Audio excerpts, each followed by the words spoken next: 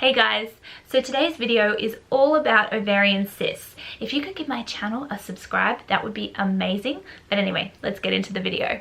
Now, I had ovarian cysts and I got them around 2011, and I probably had around 10 cysts on my ovaries. I wasn't sure before I went to the doctors what was going on. I had sort of a dull ache in my abdomen. I would just get random pains, mid-cycle bleeding, things like that. There was something off in my body, so I ended up going to the doctors. And I don't go to the doctors very often, but I went to the doctors and they sent me for an ultrasound. I got my ultrasound back and it showed that I had cysts. Now, they were all luckily clear cysts. If they're not clear cysts, they'll probably want to operate pretty quickly, but they were all clear cysts, so they just were filled with a little bit of clear fluid. But I had around 10 of them, and some of them were over a centimeter big, so they were quite large. My doctor wanted to put me on the pill for it, but I wasn't cool with that at the time. That's obviously a really personal choice, but it's something I didn't want to do because I was working on my hormones and the pill doesn't balance your hormones. I'll make a video about that, but it often, you know, makes your hormones actually worse in the long run. So for me, it wasn't an option at the time, and I put together a protocol to make myself better. It was around the 6-month mark that I went back for another ultrasound, and I was pretty much free of cysts. I went back again a year or two later and I had nothing. Reasons for cysts, I believe, is usually down to inflammation. I've done a lot of research, gone to a lot of naturopaths over this, and some classes and things like that, but inflammation is usually one of the leading factors in cysts. For me, I think it was a hormonal imbalance. So things that are important to check if you have cysts is, one, if you've got PCOS. I do not have PCOS, but for a lot of women that is a leading cause in cysts. Secondly is to get your estrogen and progesterone levels checked out. I ended up getting a progesterone test. Oh, I got my whole hormone panel done, sorry. And my progesterone came back low. So I have a feeling that was a lot to do with what was going on with my cysts. There's also just lifestyle and dietary factors in there, like if you're eating a lot of sugar or inflammatory foods, cysts can come up anywhere in your body. And if you're very stressed, that will just cause a lot of inflammation. If you're not sleeping enough, things like that all contribute to cysts. So as I was saying, I think it's really important to go to a naturopath and get your hormones tested. I hadn't had this done yet back in 2011, so I was just going off what I researched online, and yes, I'm lucky it did work, but if I was to do this all over again, I would just go to a naturopath first thing and get my hormones tested, get a panel done to know where things are at, to know how I was going with everything. I think it's super important. So I'm going to mention that first. If you can get yourself to a naturopath, that would be the best option. There's also some online tests as well that you can do if, you know, a naturopath is out of the question, because I know they are super expensive. I've found them difficult to go to at different times in my life. So I'll put some other resources down below on ways you can get your hormones tested. Another factor I should mention as well, back in 2011, I was still eating some foods I was allergic to. I had no idea because I'd never had an allergy test done, but I am very allergic to milk and eggs. So I was still eating these when I did my cyst protocol. So I'm really happy with the results because, you know, I was still eating inflammatory foods and it worked. So if I can imagine now, if anything like that reoccurred and I used my cyst protocol on myself again, I think it would be quicker and have better results. Alright, so I'm just going to get into it, what I did to eliminate my cysts. Number one was reducing toxins. I had no idea about this stuff. I was the kind of gal who was going out, putting on Dove deodorant and, you know, just putting all MAC on my face and going to the hairdressers and getting my hair dyed and just drinking out of a whatever water bottle. It's not good for you. I'm gonna lay it down flat there.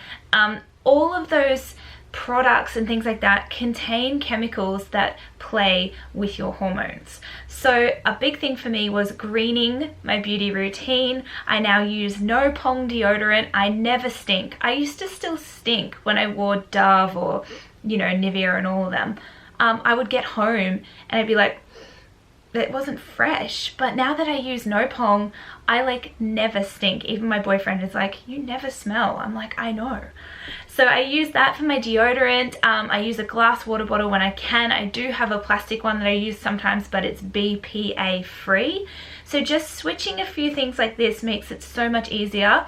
Again, don't throw everything out that you own. You can, but I think it's better just to take a more slow approach and just, you know, start by transferring a few items over to natural ones. So shampoo, that's a big one. I would get the greenest shampoo you can. Usually your supermarket will have something really green, but health food stores have a lot of extra options. Makeup, that's a really important one as well. I now use nude mineral makeup. I was using MAC and it's full of trash. Basically, my skin has never been better since I swapped as well, so it's another like side effect, I guess. But greening these sorts of things really helps your hormones, and if you have cysts, it's super important. So number 2 is diet. Now for me, again, I was still eating some dairy and I was still having some eggs and things like that. I don't have them anymore, and I would recommend highly that if you are suffering from cysts, to remove dairy. At least that one, get rid of that one. I think it's super important for your hormones to not have dairy products. Also, a gluten-free diet. They're very important for inflammation-based conditions. So look into a dairy-free diet and a gluten-free diet. I'm going to do a whole video on dairy-free alternatives because I literally miss out on nothing. Like, I eat ice cream, yogurt, I drink milk. They're all dairy-free, and again, I don't miss out on any fun, so it's not that hard. And I'd also recommend a plant-based diet. Now, some people I know eat a lot of meat, and I do believe that contributes to the inflammation. And if you have cysts, try and lower your meat consumption. If you do eat meat, say 3 times a week at the maximum, and try and make sure it's organic grass-fed meat. Again, in these sort of portions, I don't think it's bad for you to have a few nights of meat a week, but just try and make sure each meal is mostly plant-based. So vegan meals, adding those in really helped me. My skin improved. I could see other things that were improving whilst my cysts must have been dissolving. So this is really important. Some specific foods that I added in were avocados, maca powder, flax meal. I used to use 1 teaspoon a day of flax, and I still do sometimes, and it's so good for your bowels and elimination, everything. Berries, apples, bananas, just added a lot of those kind of foods. Sweet potato is a great one if you're suffering from cysts. It's got really high levels of magnesium and other really good vitamins in it to help heal your body. So number 3 is supplements and vitamins. Now, if it was a perfect world and our soil was really clean and all of our foods were grown in ideal conditions and we ate the right things and we didn't stress, then I probably wouldn't take supplements. But the fact is, it's not like that for, I think, the majority of us. So the supplements that I took to help me through ovarian cysts. Okay, the number 1 most important supplement is evening primrose oil. This helped me, I believe, dramatically because I'd never taken it before. I started on it, I took it for the 3 months, and then when I got my scans back, my cysts were gone. So if you're struggling with cysts or PCOS or anything like that, it's really important to get a really good evening primrose oil. Again, it's best to check all these dosages out with a naturopath. Give the vitamin company a call. Usually they'll be awesome and they'll tell you how to take it anyway. Next up was a B complex vitamin. So that's just basically all your B vitamins in 1 tablet. Taking that every day helps with the whole area down there. It helps get rid of cysts, and it also helps with stress and your skin, so it's a win-win, that one. Next up would be zinc.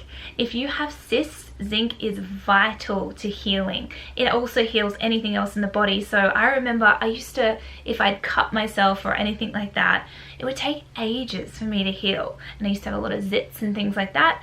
And then I started taking zinc, and it was just like, wow, like I'd cut myself and I would heal in like a day. It was ridiculous. So I would definitely recommend zinc. Okay, next up was vitamin C and magnesium. These ones are really easy to get at your health food store or at the chemist, but they're super important in hormone balancing as well. And now these are two that were very specific to the cyst situation. They were both by Fusion, and I don't take either of these anymore because I'm balanced now. I don't feel like I need them, but I was taking Fusion Women's Balance at the time. I will put a link below, but it was basically just a mix of all these very hormone balancing Chinese herbs, and I was taking Vitex, and I'll put a link down to Vitex as well. You will hear the word Vitex everywhere you look if you Google ovarian cysts or endometriosis, PCOS, because it's one of the #1 herbs in reducing those situations. It helps balance your hormones, it lifts progesterone, it's an amazing herb. And last but not least is number 4 is lifestyle factors. Now this one is probably bigger than supplements and all of that, and it revolves around stress. If you are stressed all the time, you are going to get cysts, you are going to get other fallouts from that condition that is stress. I still stress. Everyone stresses, I think, but it's just trying to learn ways to reduce it, ways to feel better, and things like that. So stress is a big one. Things I did at the time for my stress, and I still try to do them, is yoga. That was a really big healer for me. And I think as well, if you're dealing with cysts, I don't think it's best to be running yourself ragged with exercise. HIIT training, if there's cysts and inflammation, we just want to calm everything down. We don't want high levels of cortisol going through our veins. So if you can kind of bring down the exercise to more calming ones, like walking, swimming, yoga, Pilates, things like that. And as well as that, just to avoid any cysts rupturing, I have had that happen to me, and oh my God, it is painful. So it happened to me during exercise when I was just pushing my body really hard in the gym, and I really recommend not to do that until you've had another scan and you can see where you're at with everything.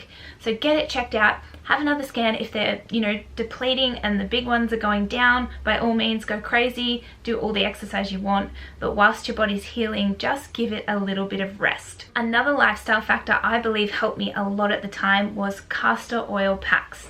Now you've probably heard heaps about them because they're all over the internet, but again, just research, find out what works for you. I believe that you should be using organic castor oil. A lot of people say online to use plastic wrap between your castor oil flannel, or the flannel goes straight on your body with oil on it, and then people say you put a plastic wrap on top there and then put your heating pack. I cannot see how that's healthy at all. I never do it because I don't want plastic leaching into my system, especially if I'm using organic castor oil. So what I do is I just get a flannel, pop my castor oil on there and soak it right through, put it on my tummy. Next up, I will just use a rubber-based heating pad and put that straight on top. If I have to, I'll use a towel to make sure that there's no leakage. But again, I really recommend not putting plastic down on that area, especially with heat. I don't know why, I read it everywhere, even from top hormonal balancing people, doctors and things like that, and I really think don't do it. It's risky. So castor oil packs were huge for me. I try and do one every single night while I watch some Netflix or have a cup of tea, do some work. I will just sit there with a castor oil pack on my tummy. Don't do it while you're on your period, but when your period's not there, castor oil packs are key for dissolving cysts, and they just get the blood moving all down there and make sure that you're releasing your toxins properly.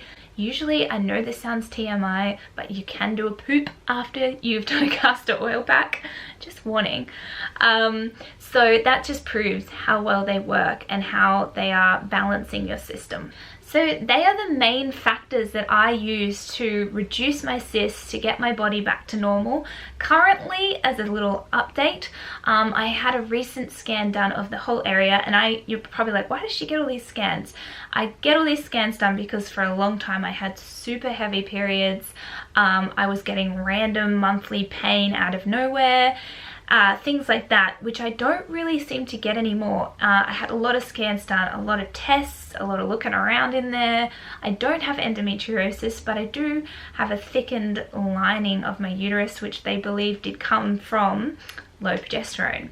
So I've been on this huge progesterone balancing protocol at the moment, and I have to admit things are so good now. Like, I have these periods that I used to have to take tons of Nurofen for, and I probably take 3 or 4 Panadol now. It's like a non-event, and it's amazing. I don't really get PMS anymore. I don't get sore boobs or any of that stuff. So it's been amazing, and I do believe it's from the diet I'm on now, other lifestyle factors of using progesterone cream and supplementing, but I'm so excited and so happy. I'm going to make a full video and an update on my low progesterone and how I've lifted it. I want to wait just to be 100% sure. I'm going to have another blood test done on my hormones, which has been about 6 months, I think, since I first got my diagnosis of low progesterone. So I'm going to do that, and then I'll make my video all about low progesterone. I have a 90% feeling that things have gone up. This was really exciting. I really hope you enjoyed this video today. If you did, please give me a thumbs up, please subscribe, tell your friends, and comment below, what do you want to see? What do you want to hear about? Do you have questions on how to get rid of your cysts? Was there anything I didn't cover? Comment. I love comments. I will talk to you guys really soon. I hope this was helpful. Bye.